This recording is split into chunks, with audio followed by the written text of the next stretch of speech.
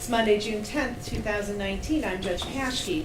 We're on the record on case number 19C83, matter known as State of Ohio versus Gail M. Ritchie. Ms. Ritchie's present in the courtroom today, and she's represented by Attorney Stephen Bradley. Mr. Flays, the Geauga County prosecutor, is present, as well as Mr. Burling. Before we get started today, I just want to, there's a number of people here in the courtroom, and I want to ask that everyone stay in the courtroom until we're adjourned. So if anyone would like to leave, if anyone does not want to wait until we adjourn, you can leave now. Okay. Mr. Flays, could you introduce the case for us, please? Thank you, Your Honor. We're here on case number 19C83, State of Ohio versus Gail Ritchie. The defendant was indicted by the Geauga County Grand Jury on June 6th, count 1 being aggravated murder, a felony, and count 2 being murder, a felony. And we are here for initial arraignment or initial appearances. This is a direct indictment, and I believe the defendant has waived the right to a separate arraignment. We're proceeding with that also. Thank you. Thank you. Mr. Bradley, could you and your client approach the bench, please? Certainly. I'm going to ask that Ms. Ritchie stand on the side closer to the court reporter. So that's good. Thank you. All right. Ms. Ritchie, have you received a copy of the indictment? Yes. And have you read the indictment? Yes. Do you understand the indictment? I do. Mr. Bradley, on behalf of your client, do you waive a formal reading of the indictment? We do, Your Honor. All right. So I'm not going to read that to you word for word, but I do want to go over with you the maximum possible penalties for each of the counts, okay? Yes. All right. Count 1 is aggravated murder. If convicted, that could carry with it a life sentence with the possibility of parole after 20 years and a maximum possible fine of $2,500. Count 2 is murder. If convicted, that could carry with it also a life sentence with a possibility of parole after 15 years and a maximum fine of $15,000. Do you understand those penalties? Okay. You have the right to counsel. You have the right for a reasonable continuance to obtain counsel. If you cannot afford counsel, counsel will be provided for you at the state's expense. You have private counsel here with you today. If something happens in your financial circumstances and you're no longer able to afford private counsel, counsel would be appointed for you at the state's expense. You have the right to remain silent, you have the right to a jury trial, and you have the right to reasonable bail. Do you understand those rights? All right. Now, I have... Oh, yes, Your Honor. With the aggravated murder, it's a potential $25,000 fine is the maximum. Oh, did I misspeak? Yes, you did. I Sorry. apologize. You understand that correction Mr. Fleisch just made? Yes. Okay. All right, I have a designation of trial attorney here that is filled out by Mr. Bradley. So we have that. And I have here, Ms. Ritchie, a waiver and request form. This indicates that you understand you cannot be called upon to enter a plea at your initial appearance, but that you're waiving a separate arraignment and requesting to enter a plea of not guilty at this time. Is that correct? Yes? Okay. I'm going to show you the form. Is that your signature toward the bottom? Yes. All right. Okay, so I'm going to accept your plea of not guilty, and we're going to assign a judge to your case, okay? Judge David M. Andre. Okay. Your case has been assigned to Judge Andre, which means your future hearings will be upstairs on the second floor in front of Judge Andre. Okay? All right, you can go back to your seats now.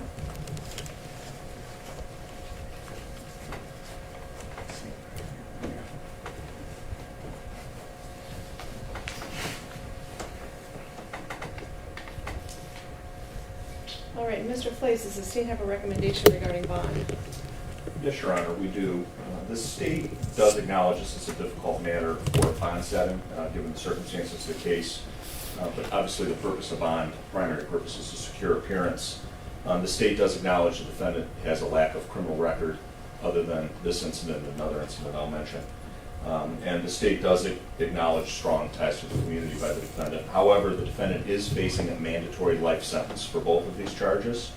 The defendant did confess to this crime, and the defendant also confessed to committing a similar crime that is currently being investigated in Geauga County. So given those circumstances, the state would recommend a $250,000 cash surety or 10% bond, and if the defendant does post bond, that she be ordered to have GPS location tracking at her cost, at the defendant's cost, pretrial release with weekly contact with the pretrial release officer, that she not be permitted to leave Ohio, and that she surrender a passport if she does indeed have a passport. Thank you. Thank you. Mr. Bradley? Judge, as Mr. Flays pointed out to you, the primary purpose of bond is to ensure her appearance at all subsequent stages of these proceedings. And as he points out, there's unusual circumstances. In this case, the offense conduct relates back some 26 years. She has long-standing ties to the community. She's married, her husband's in the back of the courtroom, fully supports her in this case. She has children, she owns a home. She has extended family in the area. She does not have a passport. They certainly have means, but somewhat limited means when you consider they need to pay for a defense here. And I would suggest that a $250,000 bond would do nothing more than create a financial hardship to Ms. Ritchie. So we would ask you to consider something along the lines of a $50,000 bond. When you take into consideration the conditions of bond that the prosecution has proposed, GPS monitoring, regular contact with the probation department, etc., together with, for example, a $50,000 surety or 10% bond, that would more than adequately ensure her appearance at all subsequent stages. I would also note that she was arrested having left my office to consult about possible representation before she, of course, knew that there was a warrant for her arrest. The point being is that she was preparing to retain counsel and deal with these charges, and that's certainly a clear indication that it's not her intentions to go anywhere. She's going to stay where she's been her entire life and deal with these charges. So we would ask you to consider something more along the lines of the $50,000 10% bond. Thank you. Thank you.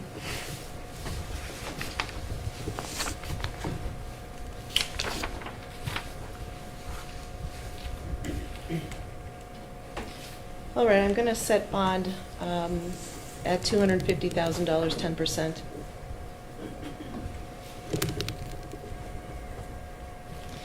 And Ms. Ritchie, I'm going to order our standard bond conditions. You're ordered not to possess or consume alcohol or drugs unless prescribed by an MD, a DO, or a dentist. You're ordered not to enter bars or places where alcohol is served as a primary source of income. You're ordered to submit to random alcohol or drug testing by means of breath, blood, or urine sample. You are ordered to report to pretrial release immediately after this hearing and one time per week, either in person or by phone, as a pretrial release officer directs. You're ordered to obey the laws of the state of Ohio and not leave the state of Ohio without permission from the court or from your pretrial release officer. I am going to order GPS monitoring at your expense. The cost for that is $9 a day with $100 for the installation.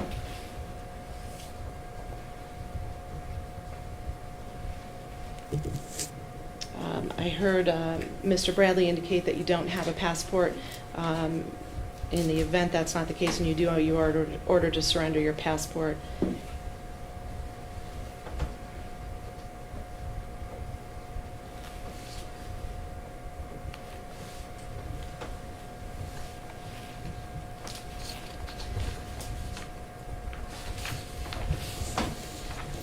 And Mr. Bradley, I do have the address at Upper Valley Drive. That is a correct and current address? That is correct. Okay. All right. And I also have an indication that jail has already taken care of fingerprints and photographs and a DNA sample, so I won't order that at this time. Mr. Flays, is there anything else we need to address? No, thank you, Your Honor. All right. Mr. Bradley, anything else? No, thank you very much. All right. We're adjourned. Thank you. Condition sheet. There's some downstairs. Okay.